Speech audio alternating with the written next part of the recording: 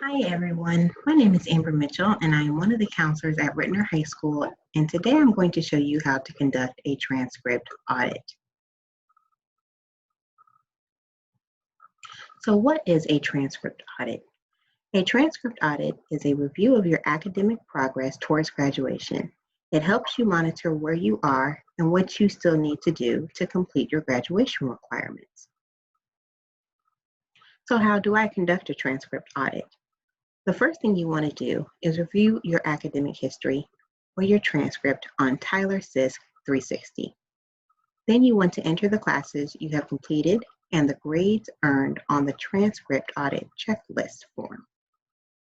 Then you want to review what graduation requirements have been completed and what graduation requirements still need to be done. You can use this information to plan your remaining semesters at Rittner. So now I'm going to walk you through step by step.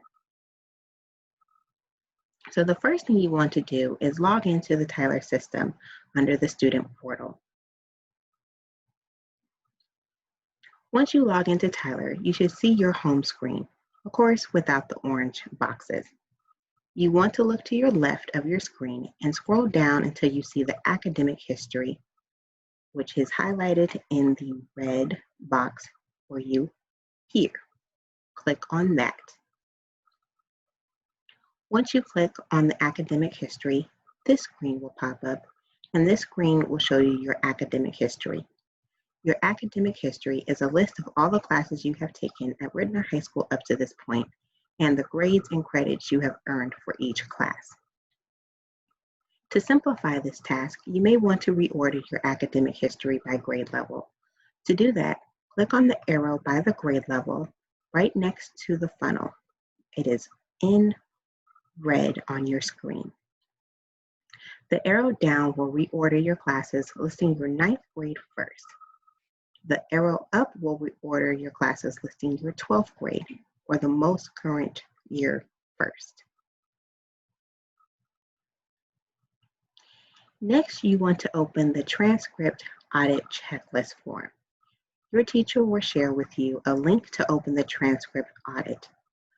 Once you receive the link, click on the link, and then this screen in the orange box should pop up, which tells you to make a copy. Click on that button. Once you do that, the transcript audit checklist in the black box will pop up. This is the transcript audit checklist form that you will be completing.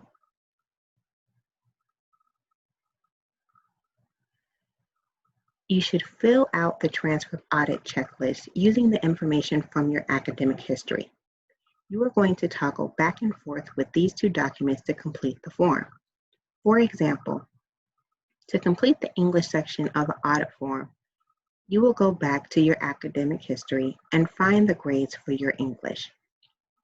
On the form, you will see that the box lists English 1, and there are 2 boxes there. So that is typically referred to as your English 9 class. So you will go back to your academic history and look for English 9. And then you will see listed there is a grade for semester 1 and a grade for semester 2. For this example, this student took English 9, their 9th grade year, and they earned a grade of A the first semester and a grade of A second semester. So back on the audit form, in the first box where it says English 1, they will enter the grade A using the drop-down menu. And then in the second box, which serves for second semester, they will type in the grade A. And then you will use this for each section in the audit form. Please note that the only grades options available on the audit form is grades A through D. F is not an option because you do not receive credit for grades that result in an F. Thus, a grade of F will not count towards your graduation requirements. Now I'm going to actually walk you through step by step on how to create the transcript audit checklist. As I stated before, this is the transcript audit checklist that you will be completing. Once you click on the link and it pops up. You will see that it is a copy of the transcript. This is automatically saved because it's a Google Excel format, so it will automatically save for you. So the first thing you want to do is type in your name. Next, you want to enter the grade, your graduation year.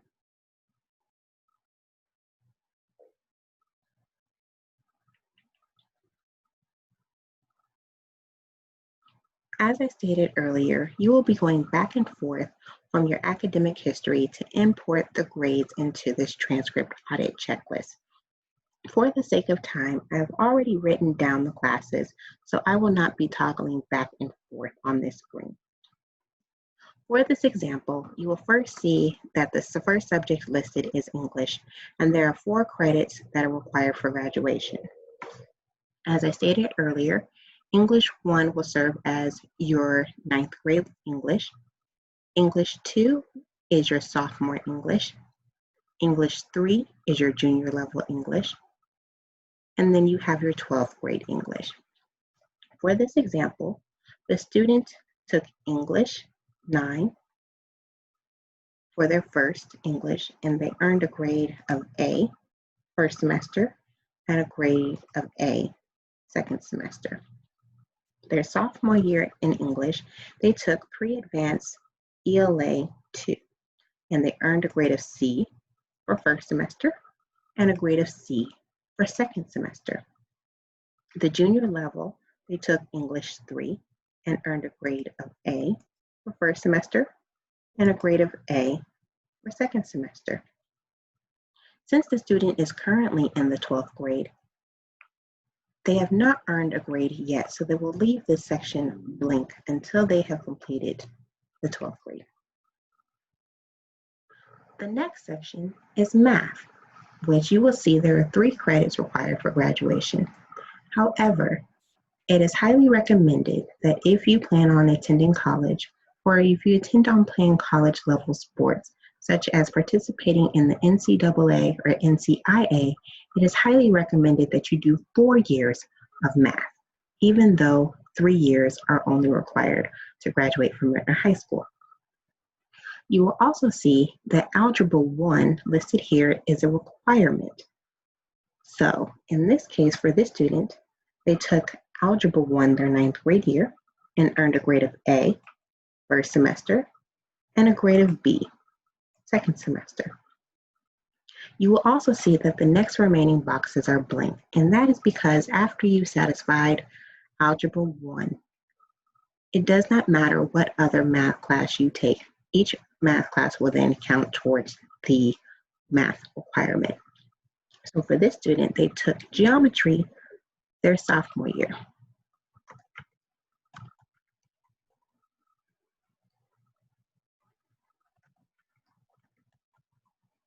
And so for geometry, first semester, they earned a grade of B. And for the second semester, they earned a grade of B. For third level, their junior year, the student took Algebra 2.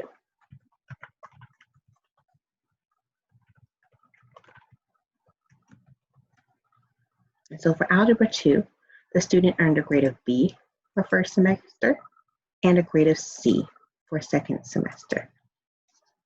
This student was particularly ambitious, and they decided to double up their junior level, so they also took college algebra, and they earned a grade of A first semester and a grade of A the second semester. Now, as you see, the 4th level math now counts as an elective credit. That is because once you satisfied your core requirements, any other class taken in that core area will count as an elective. So, since the student has already obtained all 3 credits in math, their 4th year or their 4th level math now counts as an elective. Moving on to science, you will see that there are 3 credits required for graduation. However, 4 credits are recommended if you plan on going to college or plan to play in college level sports. You will also see that biology is a requirement. So even though the student took biology as a sophomore, I'm going to enter the biology grade here. So the student earned a grade of C for the first semester of biology, and the student earned a grade of C for the second semester. For ninth grade, the student took physical science.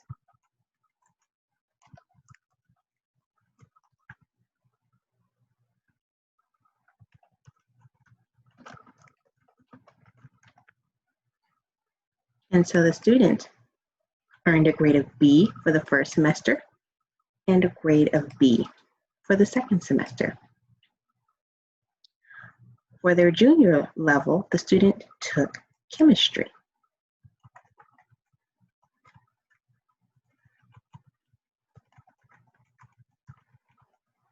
And so for chemistry, the first semester, the student earned an A, and for the second semester, the student earned an A.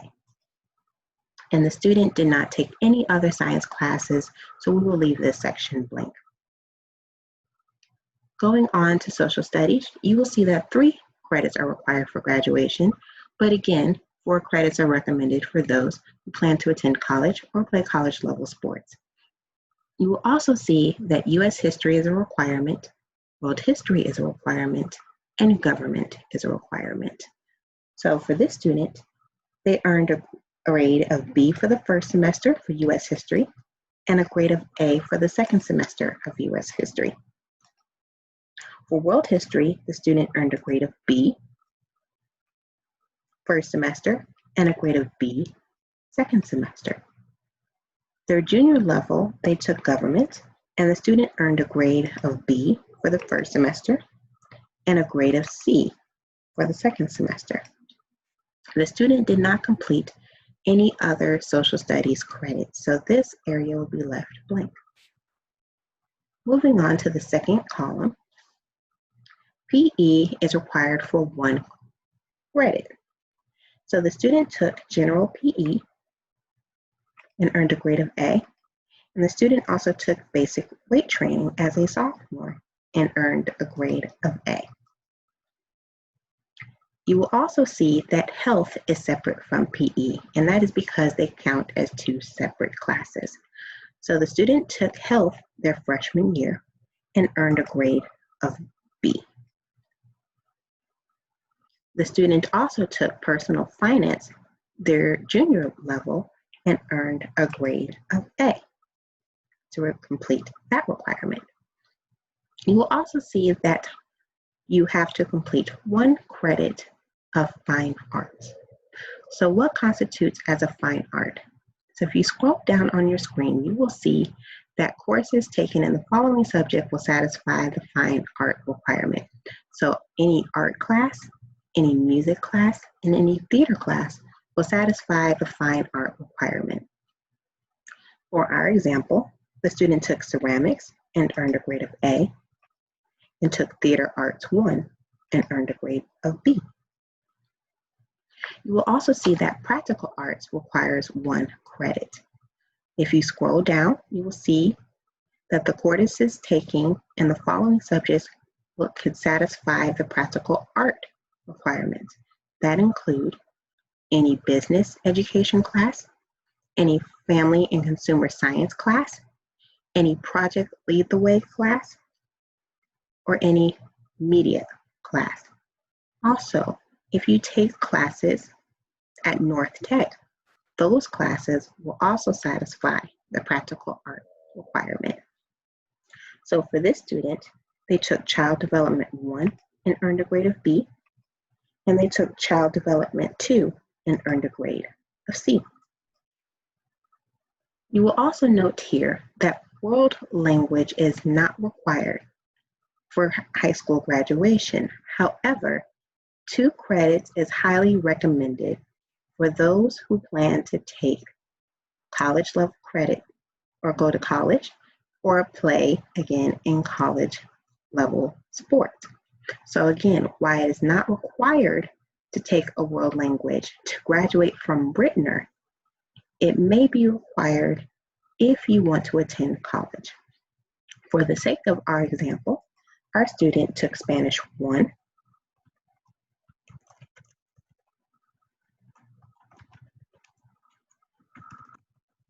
and Spanish 2.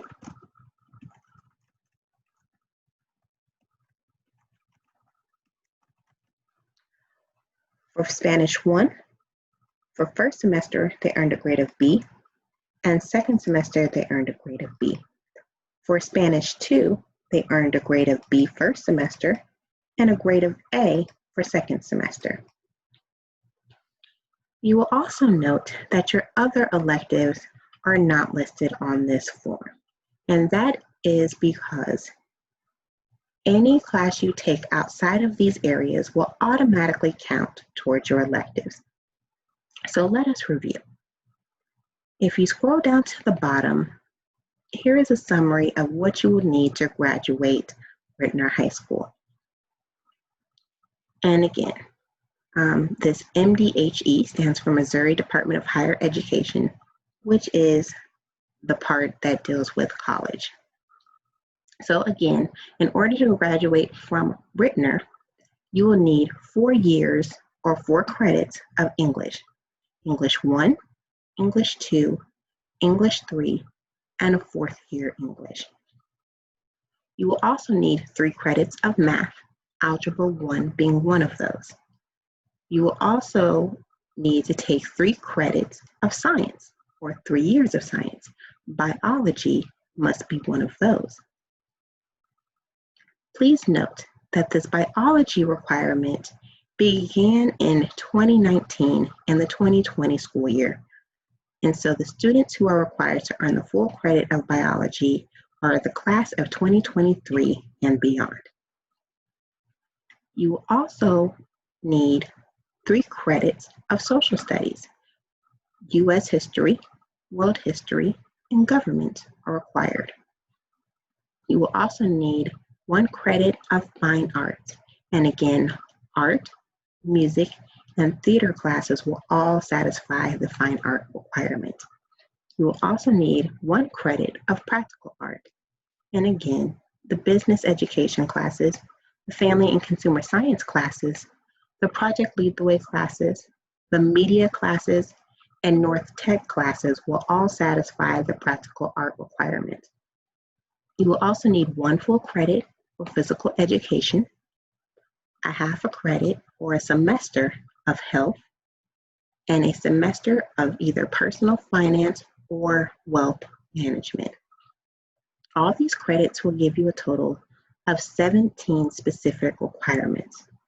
Then you will need 7 credits of electives, which will give you a grand total of 24 credits needed to graduate Rittner High School. Please note that students must also pass a U.S. Constitution test and a Missouri Constitution test to meet graduation requirements. Beginning with the graduating class of 2021, students are required to pass the U.S. Constitution and the Missouri Constitution test and the American Civics Assessment for graduation as part of the year-long government courses. Please note that these tests are embedded in your history classes. And that is how you complete a transcript audit. Now, don't forget, you would want to save your information.